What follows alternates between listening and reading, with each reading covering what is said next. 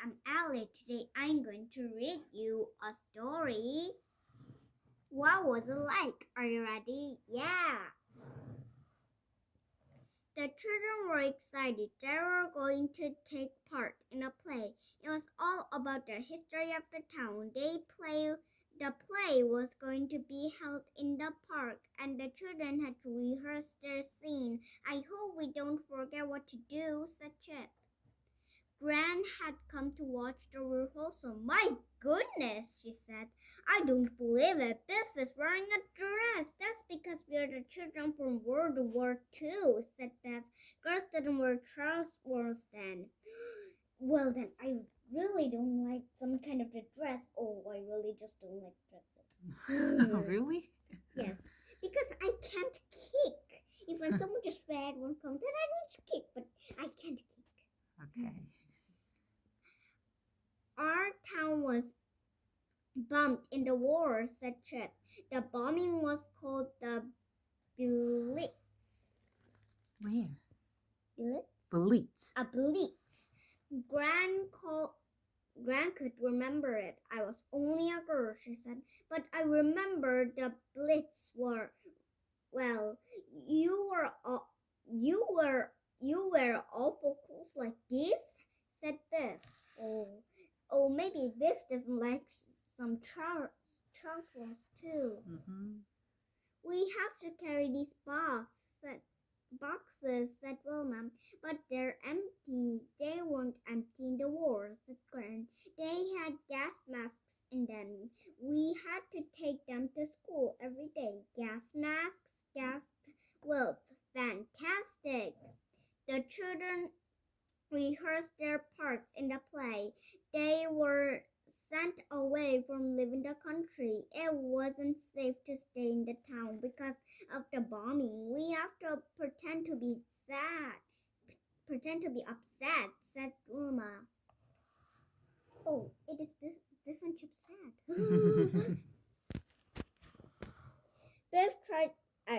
Chip tried to put a sad face. I'm going to pretend to cry, said Wolf. He made a loud noise blowing his nose.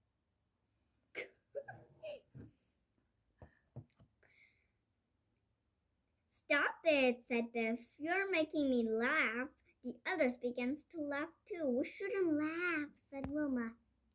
Gran spoke to the children. The war was a terrible time for everyone. She said it wasn't funny. We're sorry, Gran, said Chip, but it was a long time ago. Maybe it was really long time ago. After the rehearsal, Wilma went home with Biff and Chip. Chip thought about the war. It must have been a hard time for children.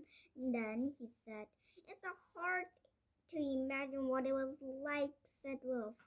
All right. I can't wait to take these clothes off, said Biff. I hate wearing this dress. Suddenly, the magic key began to glow. The magic took the children off on another adventure. It took them back to the street in London. Or maybe in long time ago, London was maybe not very good at that time. We came back to the war, gasped Chip. This looks like the second in our play. I was with my They saw a little boy all by himself. I was with my school, said the boy, but I got lost. May I come with you? Suddenly, there was a long wailing sound. That's an air raid warning, said Wilma. It means we're going to be bombed. People began to run. A man shouted at them. Hey, he yelled. Got into the shelter. Where is shelter? Everyone went into the shelter. Above the shelter, bombs were landing. Everything rocked and shook. I'm scared, said the little boy. So are we, said Wilma. I hope it's safe down here, said Biff. The noise went on for about 20 minutes. Then it stopped. Everything was quiet for a little while. Then the loud wailing noise began. The air ride was over. That was really frightening, said Wolf. The children come out to the shelter. They couldn't believe their eyes. The street had been bombed. There was smoke and dust everywhere. Wilma put her arm around the little boy. One building was gone. It was just a pile of bricks. Another building was on fire. Firemen were starting to put the fire out. This is terrible, said Bob. I didn't think it would be like this. Maybe the London was very upset. A woman ran up to the children. She took the little boy's hand. Oh, I'm glad I found you, she said. She looked at the others. You must all have got lost too, she said. Come on, the train will be leaving soon. The station was crowded with the children. They all had gas masks and looked upset and unhappy. We are being sent away, said the little boy. It's because of the bombing. It's too dangerous to leave here. A woman gave them all a brown paper bag. Wilma looked inside hers. It's a dry old sandwich and an apple, she said, but no sweets or chocolate bars. Of course not, said the woman. What did you expect?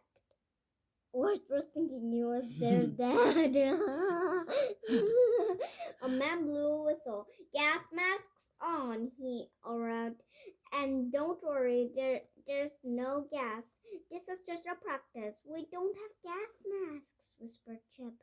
We only have empty boxes. Wolf opened his box. Inside it was a gas mask.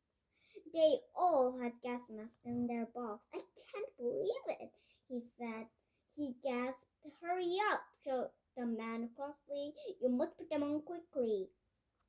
Biff hated wearing that gas mask. Oh, so funny.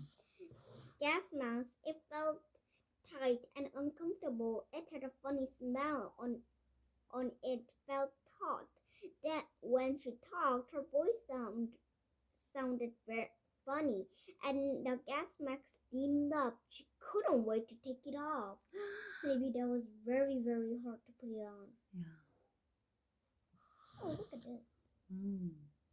Everyone, put it on. Ugh, said Beth. That was terrible.